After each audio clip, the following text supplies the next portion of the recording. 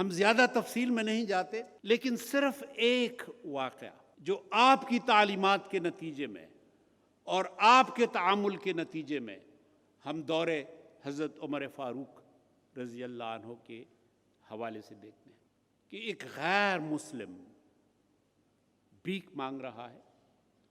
آپ ان سے پوچھتے ہیں کہ آپ کیوں بھیک مانگ رہے ہیں، بوڑھا ہے؟ وہ جواب دیتے ہیں کہ ریاست اسلامی کو ٹیکس دینے کے لیے. اور پھر آپ ایک تاریخی فیصلہ فرماتے، اور وہ تاریخی فیصلہ پوری انسانیت پر ایک بہت بڑا احسان ہے.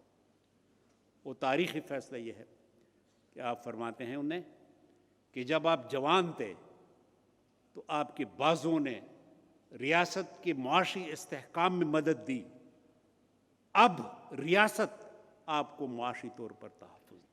چنانچہ جو پینشن کا اجرا ہے ریاست کی طرف سے، یہ حضرت عمر فاروق رضی اللہ عنہ کہ اس فیصلے کے نتیجے میں ہوا، اور جو آج تک جاری ہے.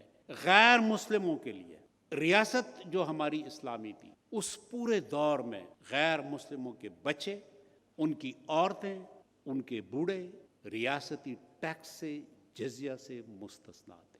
اس سے بڑی مثال کیا ہو سکتی ہے کہ معاشی تحفظ جو ہے، معاشی تحفظ یہ صرف مسلمانوں تک محدود نہیں، بلکہ اس میں وہ لوگ بھی شامل ہیں کہ جو لوگ اسلام کے علاوہ کوئی دوسرا عقیدہ رکھتے ہیں، وہ مسیحی ہیں، ہندو ہیں، سکھ ہیں، یا کسی بھی عقیدے کے ساتھ اس کا تعلق.